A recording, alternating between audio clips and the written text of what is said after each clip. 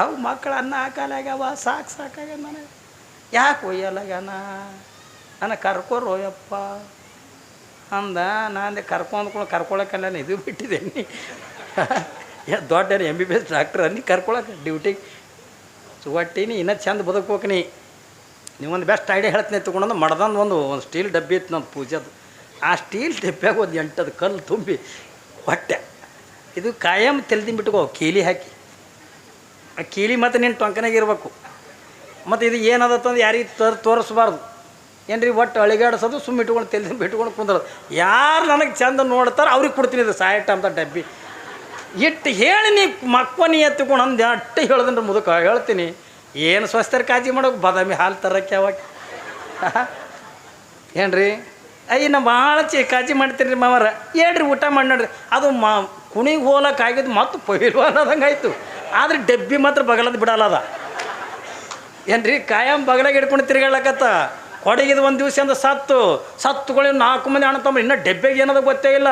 4 ಮಂದಿ ಅಣ್ಣ ಹೊಡ್ಡೆಪೇಟ ನಮ್ಮ ಅಪ್ಪ ಗುಣಿಸೀನಿ ನಮ್ಮ ಅಪ್ಪಗೆ ನಾ ಬಟ್ಟಿದ್ದೀನಿ ನಮ್ಮ ಅಪ್ಪಗೆ ನಾ ಬಟ್ಟಿದ್ದೀನಿ ಡಬ್ಬಿ ನನಗೆ ಡಬ್ಬಿ ನಿನಗೆ ಏನ್ರಿ ಕಡೆಗೆ ಇವೆಲ್ಲ ಹೊಡೆದಾಡ್ಕೊಂಡು ಅಂದ ತಲೆ ಹೊಡ್ಕೊಂಡು ಪೊಲೀಸ್ ಬತ್ತು ಹೌದು ಈ ಡಬ್ಬೆಗೆ ಆದೇನು ನಮ್ಮ ಅಪ್ಪ ಎಲ್ಲ ಗಳಿಸಿದ್ದೆಲ್ಲ ಬಂಗಾರ ಇಟ್ಟನಿದ್ರಾಗ ಅವಾಗೇನ ಪೊಲೀಸರು ನಮ್ಮ ಕಣ್ಣಿದ್ರಿಗೆ ನಾವು ತೆಗಿತೀವಿ ತಡ್ರಿ ನೀವು ಹೊಡೆದಾಡಬೇಡ್ರಿ ಎತ್ಕೊಂಡು ಯಾವಾಗ ಕೀಲಿ ತೆಗೆದು ನೋಡ್ತಾವೆ ಇಟ್ಟಿಟ್ಟು ಗುಂಡುಗಳಿತ್ತು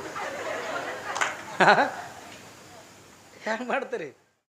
ಆಮೇಲೆ ಬೀಡಿ ಸೇದವ್ರಿಗೆ ನಾಯಿ ಕಚ್ಚಲ್ಲ, ಬೀಡಿ ಬಿಗಿಯವ್ರಿಗೆ ನಾಯಿ ಕಚ್ಚಲ್ಲ.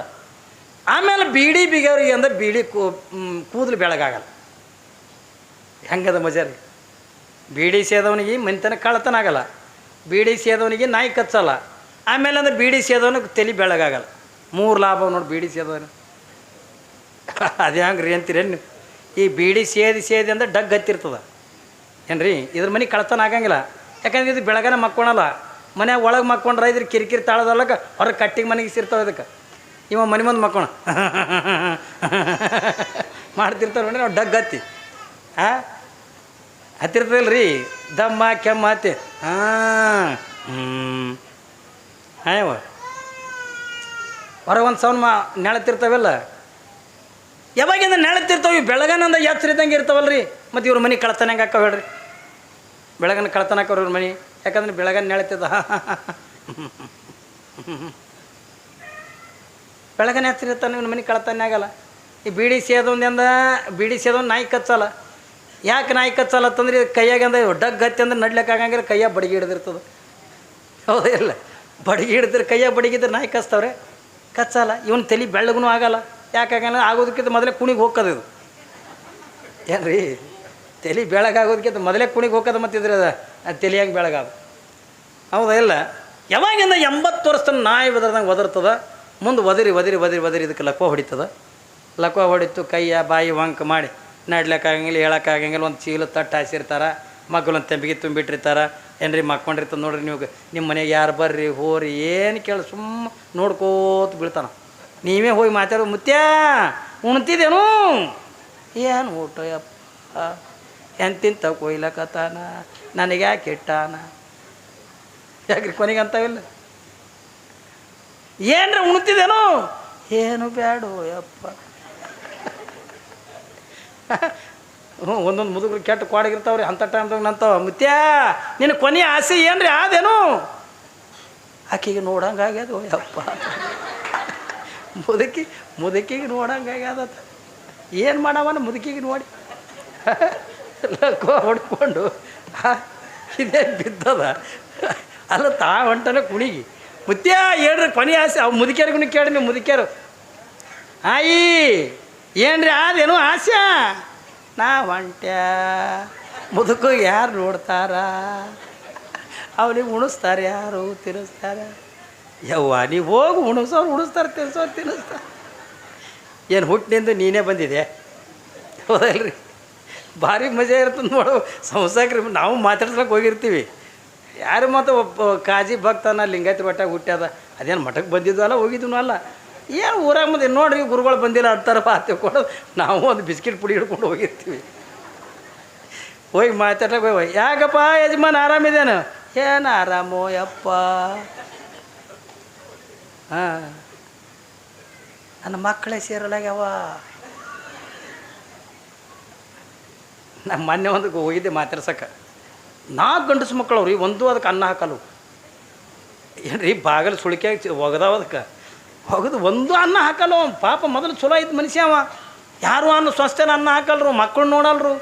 ಕಡೆಗೆ ಅಂದ ನಾವು ಮಾತಾಡ್ಸ್ಬೇಕು ಹೋದೆ, ಯಾಕೋ ಹಿಂಗೆ ಅಂದ, ಏನು ಮಾಡ್ಯಪ್ಪ, ಯಾವ ಮಕ್ಕಳು ಅನ್ನ ಹಾಕಲಾಗ್ಯಾವ, ಸಾಕಾಗ ನನಗೆ, ಯಾಕೆ ಒಯ್ಯಲಾಗ್ಯಾನ, ನನಗೆ ಕರ್ಕೋರೋಯಪ್ಪ ಅಂದ. ನಾನು ಕರ್ಕೊಳಕ್ಕಲ್ಲ ಇದು ಬಿಟ್ಟಿದ್ದೇನೆ, ದೊಡ್ಡ MBBS ಡಾಕ್ಟ್ರ್ ಅನ್ನಿ ಕರ್ಕೊಳಕ್ಕೆ ಡ್ಯೂಟಿಗೆ ಒಟ್ಟಿನಿ. ಇನ್ನೂ ಚಂದ ಬದುಕ್ಬೇಕು ನೀವೊಂದು ಬೆಸ್ಟ್ ಐಡಿಯಾ ಹೇಳ್ತೀನಿ ತೊಗೊಂಡು ಮಡ್ದಂದು ಒಂದು ಸ್ಟೀಲ್ ಡಬ್ಬಿ ಇತ್ತು ನಂದು ಪೂಜೆದು. ಆ ಸ್ಟೀಲ್ ಡಬ್ಬ್ಯಾಗ ಒಂದು 8 ಕಲ್ಲು ತುಂಬಿ ಹೊಟ್ಟೆ ಇದು ಕಾಯಂ ತೆಲ್ದಿಂಬಿಟ್ಕೋ ಕೀಲಿ ಹಾಕಿ, ಆ ಕೀಲಿ ಮತ್ತು ನಿನ್ನ ಟೊಂಕನಾಗ ಇರಬೇಕು. ಮತ್ತು ಇದು ಏನದತ್ತಂದು ಯಾರಿಗೆ ತೋರಿಸ್ಬಾರ್ದು ಏನ್ರಿ, ಒಟ್ಟು ಅಳಿಗಾಡಿಸೋದು ಸುಮ್ಮ ಇಟ್ಕೊಂಡು ತೆಲ್ದಿಂಬಿ ಇಟ್ಕೊಂಡು ಕುಂದ್ರದು.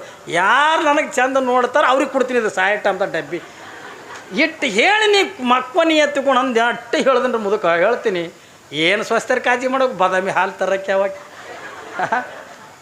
ಏನ್ರಿ, ಅಯ್ಯ ನಾ ಭಾಳ ಕಾಳಜಿ ಮಾಡ್ತೀನಿ ರೀ ಮಾವರ, ಹೇಳ್ರಿ ಊಟ ಮಾಡಿ ನೋಡ್ರಿ. ಅದು ಕುಣಿಗೆ ಹೋಲಕ್ಕೆ ಆಗಿದ್ದು ಮತ್ತು ಪೈಲ್ವಾನ್ ಅನ್ನೋದಂಗೆ ಆಯಿತು.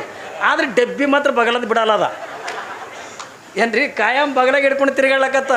ಕೊಡಗಿದು ಒಂದು ದಿವಸ ಅಂದ ಸತ್ತುಗಳು 4 ಮಂದಿ ಅಣ್ಣತಮ್ಮ, ಇನ್ನೂ ಡಬ್ಬೆಗೆ ಏನದ ಗೊತ್ತೇ ಇಲ್ಲ. 4 ಮಂದಿ ಅಣ್ಣತಮ್ಮ ಹೊಡ್ಡೆಪೇಟ. ನಾನು ನಮ್ಮ ಅಪ್ಪ ಗುಣಿಸೀನಿ, ನಮ್ಮ ಅಪ್ಪಗೆ ನಾ ಬಟ್ಟಿದ್ದೀನಿ, ನಮ್ಮ ಅಪ್ಪಗೆ ನಾ ಬಟ್ಟಿದ್ದೀನಿ, ಡಬ್ಬಿ ನನಗೆ ಡಬ್ಬಿ ನಿನಗೆ ಏನ್ರಿ. ಕಡೆಗೆ ಇವೆಲ್ಲ ಹೊಡೆದಾಡ್ಕೊಂಡು ಅಂದ ತಲೆ ಹೊಡ್ಕೊಂಡು ಪೊಲೀಸ್ ಬತ್ತು. ಹೌದು ಈ ಡಬ್ಬೆಗೆ ಆದೇನು, ನಮ್ಮ ಅಪ್ಪ ಎಲ್ಲ ಗಳಿಸಿದ್ದೆಲ್ಲ ಬಂಗಾರ ಇಟ್ಟನಿದ್ರಾಗ. ಅವಾಗೇನ ಪೊಲೀಸರು ನಮ್ಮ ಕಣ್ಣಿದ್ರಿಗೆ ನಾವು ತೆಗಿತೀವಿ, ತಡ್ರಿ ನೀವು ಹೊಡೆದಾಡ್ಬೇಡ್ರಿ ಎತ್ಕೊಂಡು ಯಾವಾಗ ಕೀಲಿ ತೆಗೆದು ನೋಡ್ತಾವೆ, ಇಟ್ಟಿಟ್ಟು ಗುಂಡುಗಳಿತ್ತು. ಹೆಂಗೆ ಮಾಡ್ತೀರಿ? ನೀವು ಇದೊಂದು ಐಡಿಯಾ ಮಾಡಿ, ನೀವು ಒಂದು ಏನು ತಲೆ ಬಿಟ್ಕೊಂಡು ಮಕ್ಕೋರಿ ಅಂದರೆ ಸ್ವಸ್ಥರು ನೋಡ್ತಾರ, ಇಲ್ಲ ನೋಡಲ್ಲ.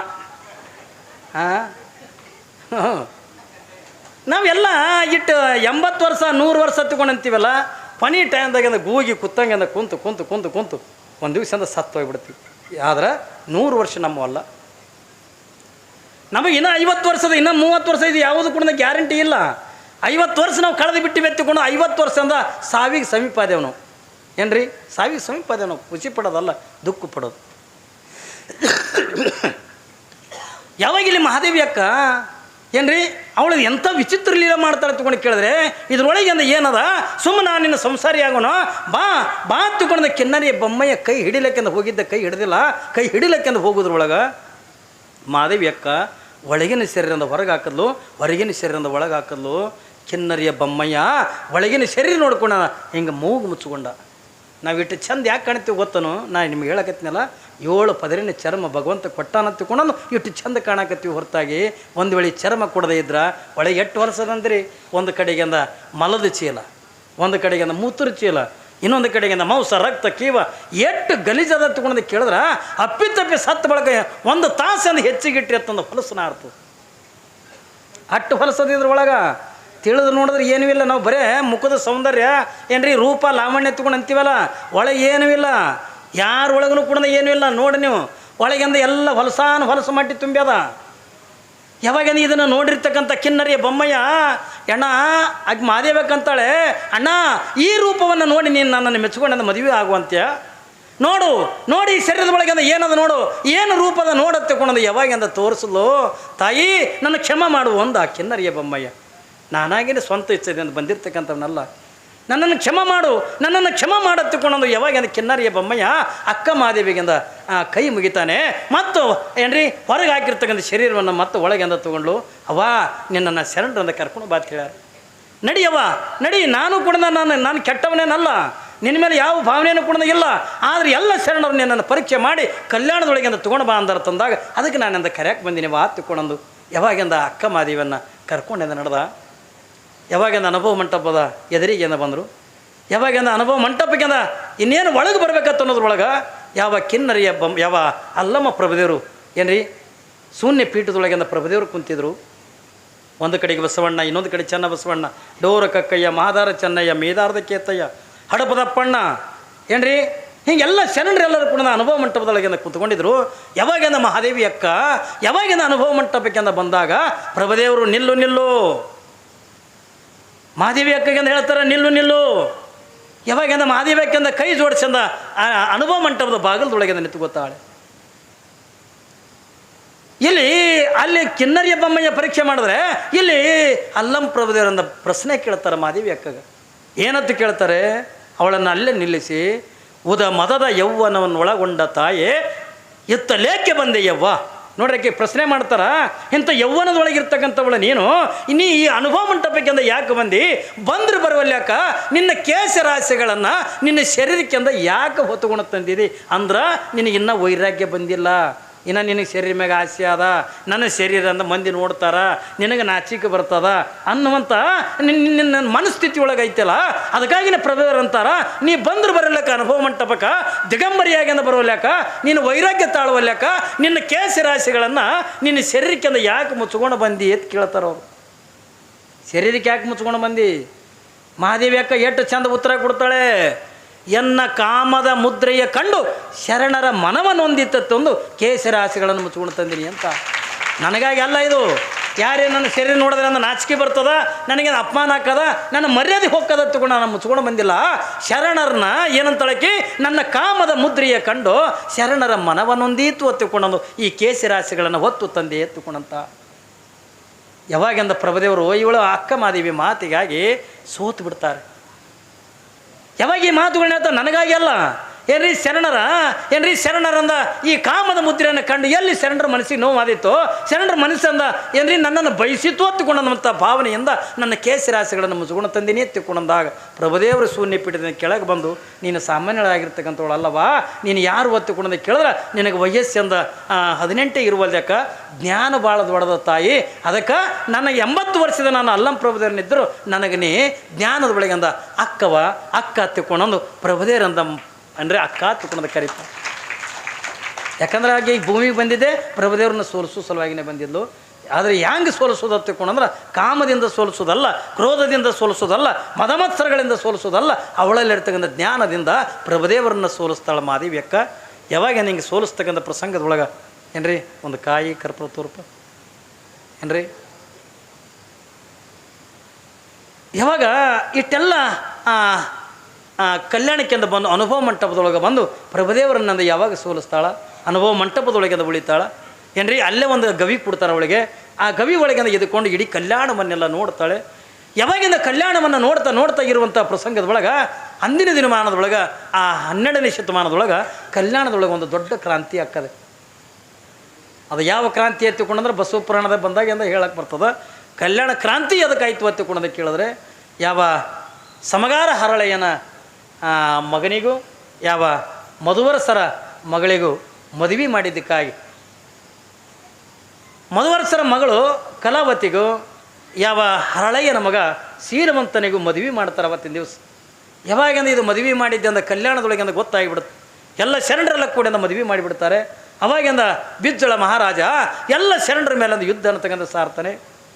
ತೊಂಡ್ರಿಲ್ಲ ಕಾಯಿ ಏನ್ರಿ, ಯಾವಾಗಿಂದ ಯುದ್ಧ ಅಂತಕ್ಕಂಥ ಶರಣರ ಮೇಲೆ ಒಂದು ಯುದ್ಧ ಅಂತಕ್ಕಂಥ ಸಾರಿ ಶರಣರಂದು ಸಂಹಾರ ಮಾಡುವಂಥ ಪ್ರಸಂಗದೊಳಗೆ ಯಾವಾಗಿಂದ ಮಹಾದೇವಿ ಅಕ್ಕ ಅಲ್ಲಮ್ಮ ಪ್ರಭುದೇವರು ಎಲ್ಲಿಗೆ ಬರ್ತಾರ ತಗೊಂಡು ಕೇಳಿದ್ರೆ, ಇವತ್ತಿನ ತನೂ ಅವರು ಲಿಂಗೈಕ್ಯರಾಗಿದ್ದು ಇತಿಹಾಸದೊಳಗಿಂದ ಇಲ್ಲ ಏನ್ರಿ. ಪ್ರಭುದೇವರು ಅಕ್ಕ ಮಹಾದೇವಿ ಇಲ್ಲಿವರೆಗೂ ಕೂಡ ಅವ್ರು ಲಿಂಗೈಕ್ಯರಾಗ್ಯಾರ ಅನ್ನುವಂಥ ಇತಿಹಾಸ ಅಂತಕ್ಕಂಥ ಇಲ್ಲ.